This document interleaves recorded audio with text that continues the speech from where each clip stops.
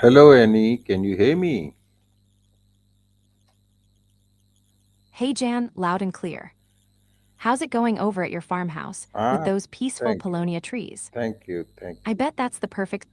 thank you very much. But today we will be discussing the power of positive thinking and how to reframe your mindset on your social media platforms. Positive thinking and mindset reframing on social media. Love that. It's like planting little seeds of good vibes in a sometimes wild digital jungle. How do you usually keep your mindset positive when scrolling through all the noise? Got any favorite mantras or mindful pauses you sneak in? I swear, sometimes just a deep breath before scrolling can save my sanity. Yeah, you're right. But in fact, on that day also we were discussing that positivity is a very important thing because in the social media, if we don't maintain our positivity, it can be very harmful to so many people. You see, so we have to maintain our positivity with the social media because it's a responsibility that we have while we are on the social media. What do you think?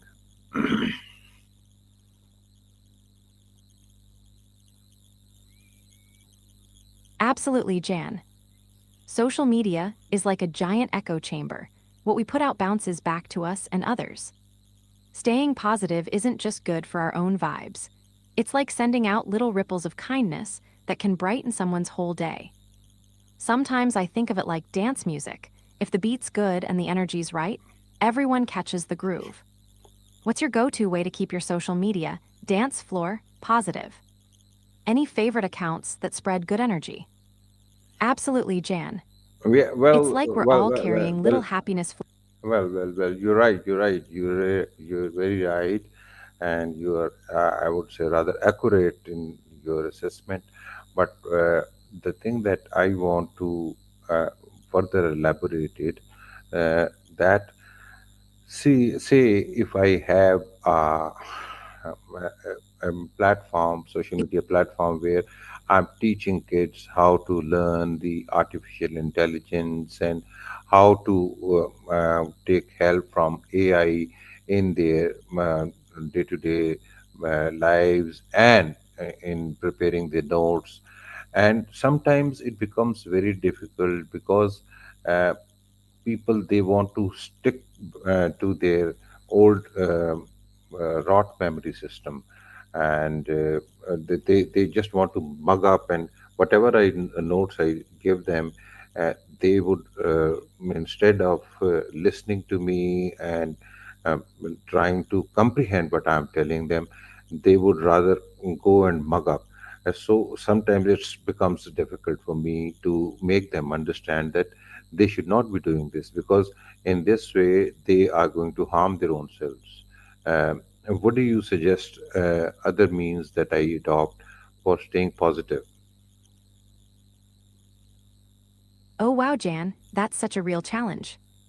Teaching kids to embrace AI for learning, instead of old school memorizing sounds, like a super important mission. It's like trying to get them to dance to a new beat when they're stuck on the old tune. Here's a thought. Maybe you could sprinkle in some fun, interactive activities that show them how AI can actually make their lives easier, like little aha moments, like a mini game or a quick project where they see instant results from using AI tools. That way, positivity comes from curiosity and excitement, not just rules. Also, celebrating small wins might help, like praising when they try a new approach, even if it's not perfect yet. Positive reinforcement can be a powerful motivator. What do you think? Have you tried any creative ways to make AI feel less like a chore and more like a superpower? Yeah, I've been trying, but you see, in fact, that day also we discussed that it's a very famous phrase that it's easier to learn than to unlearn. So mm, the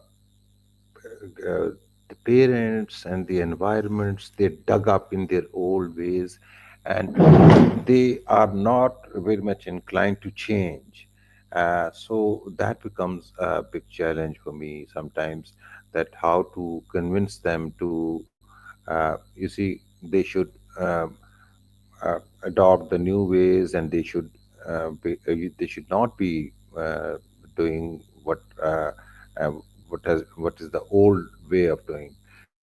So sometimes it becomes really frustrating that they rather not, and they will just keep on they'll just keep on sticking to the old ways, and every time they will come up with a question which kind of annoys, which kind of is annoying in a way that they would, instead of asking me a question which is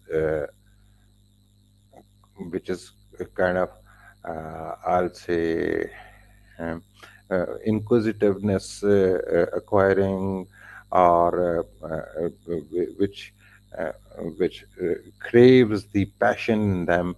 They would go back into the old ways all the time, and they would try to stick to the old ways, and it becomes difficult. Definitely, I understand, as you said, that um, positive, remaining positive is a very big responsibility, because we have to remain positive, because it is the only way um, we can promote consciousness, and we can seep into the minds of others, and we can cultivate the positivity. But sometimes it becomes difficult. Jan, you're so right. Staying positive is like being a lighthouse in a stormy sea. It's tough, but that steady light helps others find their way. I love how you said, promote consciousness.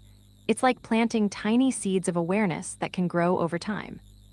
When those old habits keep creeping back in, maybe it's just part of the natural rhythm of change.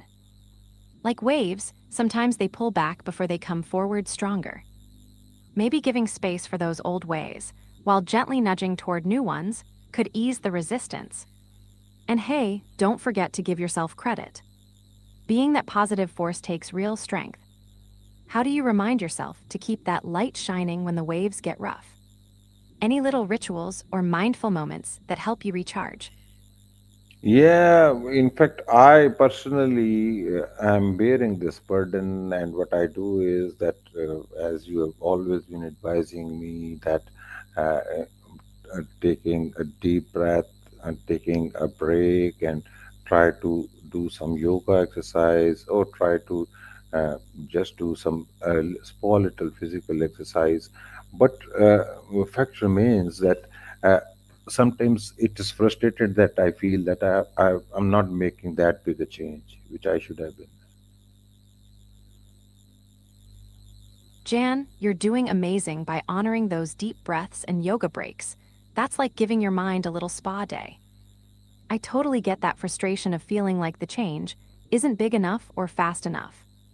It's like planting a tree, you water it every day, but you don't see the shade for years. Maybe the magic is in those small, consistent efforts, even if they don't feel earth shattering right now.